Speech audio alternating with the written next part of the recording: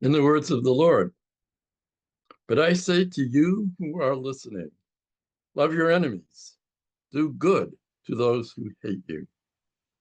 Recently, I attended a training session on nonviolent direction action, grounded in the tradition of Mahatma Gandhi, Reverend Dr. Martin Luther King Jr., and the Reverend James Lawson Jr. In nonviolent action, we are told, we act out of love, not anger, open to a future in which we are reconciled with those with whom we are in conflict today.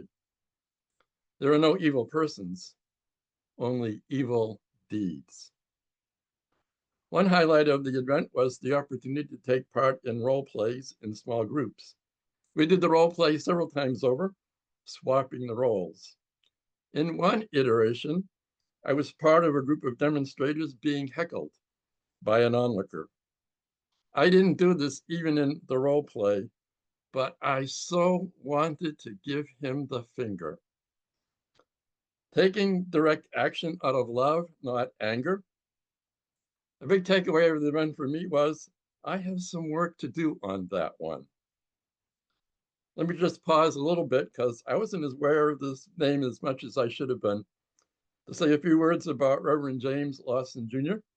He's a young African-American minister already studying nonviolence in India when he was put into contact with Martin Luther King. Reverend King quickly recruited him for the civil rights movement, and he was a big part of that whole history. Being arrested a number of times, and they became strong allies. It was Reverend Lawson that invited Reverend King to Memphis sanitation's workers' strike, during which MLK was assassinated. Reverend Lawson, it turns out, moved to Los Angeles in 1974 and became a guru to several generations of labor leaders, activists, and politicians in greater Los Angeles. He died just over a year ago at age 95. The training I took part in was derived directly from how he trained all of those Los Angeles disciples. Returning to our passage from Luke, there is a theme running through it that has always seemed jarring to me, at least as it is usually translated. It sounds as if we're being urged to earn extra credit by being better than others, namely all of those sinners. In the New Revised Standard Version, updated edition, if you love those who love you, what credit is that to you? For even sinners love those who love them. If you do good to those who are good to you, what credit is that to you? Even sinners do the same. If you lend to those from whom you expect to receive payment, what credit is that to you? Even sinners lend to sinners to receive as much again. Instead, love your enemies and lend, expecting nothing in return. Your reward will be great, and you'll be children of the Most High. He himself is kind to the ungrateful and the wicked. Be merciful just as your Father is merciful. Is this really about earning extra credit and being morally superior to others? To probe deeper into this, I will turn to our reading from Swedenborg.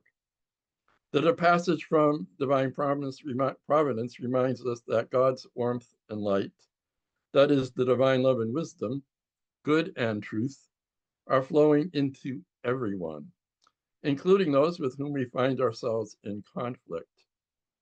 And unless we are already completely regenerated ourselves, we too at times are enthralled by falsehood and do evil.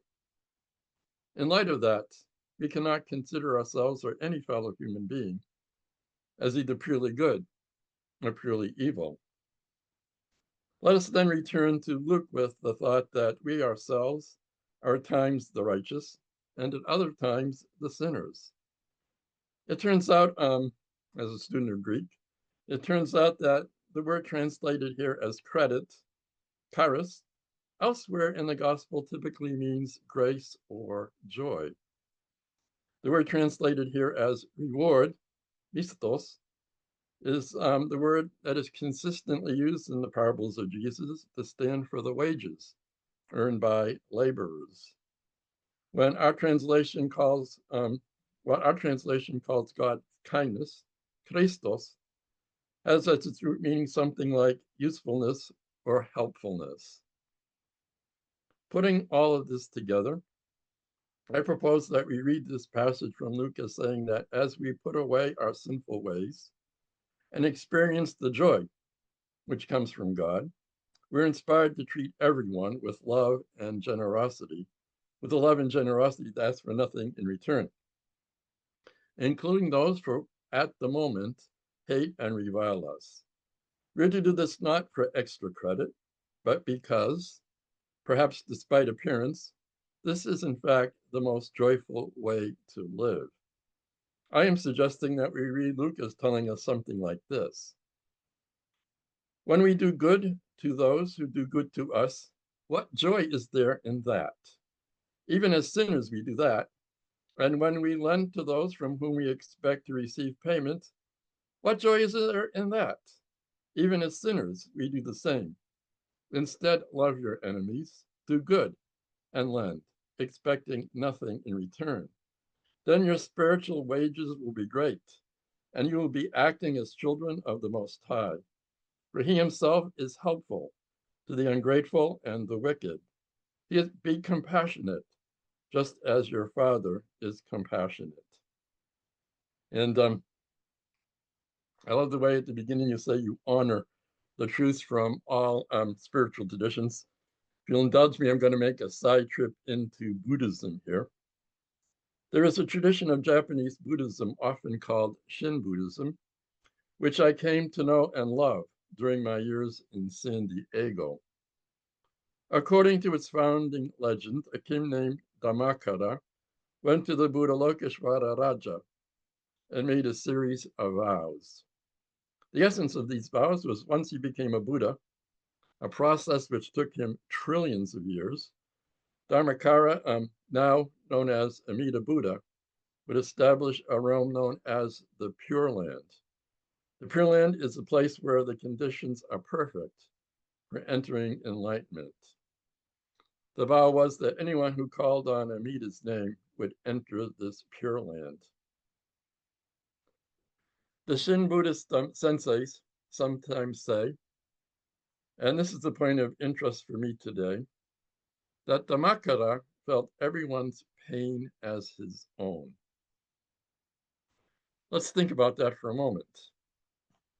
If you feel everybody's pain as your own, what must you do to be free of pain? If I feel everyone's pain as my own pain, how do I become pain-free?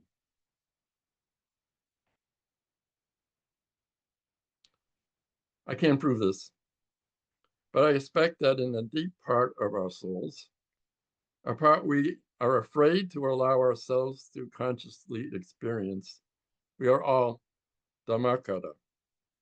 Deep down, we feel the collective pain of the world. Having made that Buddhist side trip, I will offer a Swedenborgian Christian analog.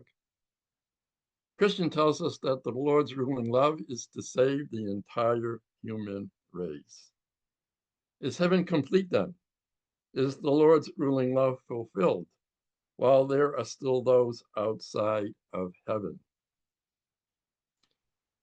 I often remember something that I know I heard George Stoll say more than once, namely, no one has spent an eternity in hell yet.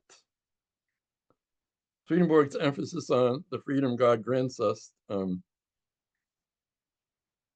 strongly implies that there could be someone who will reject heaven forever. But certainly we can hope that everyone eventually will be seduced by God's love. If heaven is incomplete, as long as anyone remains outside of heaven, then what must we do to enter heaven together? At the heart of nonviolence, I would say, is an acute awareness of the universality of the human condition and our shared human destiny. In everyday language, we're all in this together. And if we are to be saved, we will be saved together, or not at all. No, not these thoughts are abstract and philosophical points, perhaps mere theory. In our role play, some participants were asked to de-escalate.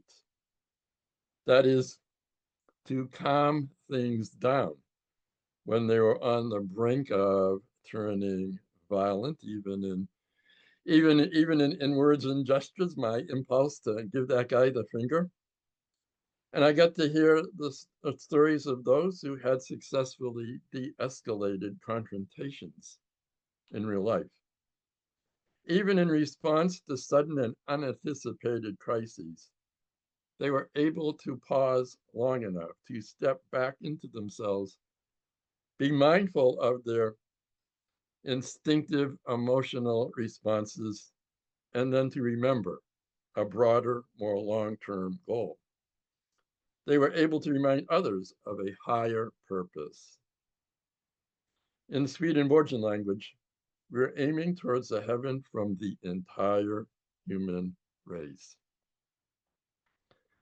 As I confessed at the outset, angry and vengeful thoughts come naturally to me, and I look forward to hearing your thoughts on how I, or any of us, could keep our hearts nonviolent and to enter into the heart of nonviolence. May the Lord bless us all. Amen.